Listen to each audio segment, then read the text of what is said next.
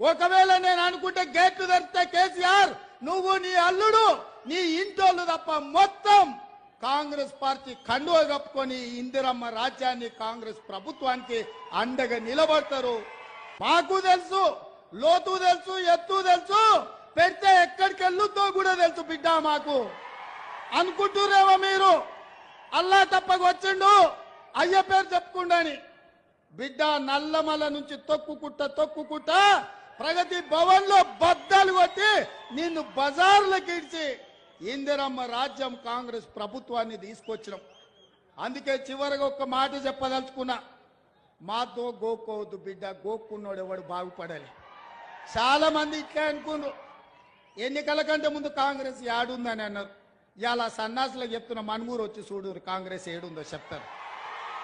ఈ వేదిక మీద చూడుండ్రి, కింద మా కార్యకర్తల్ని చూడుండ్రి. మా కార్యకర్తలు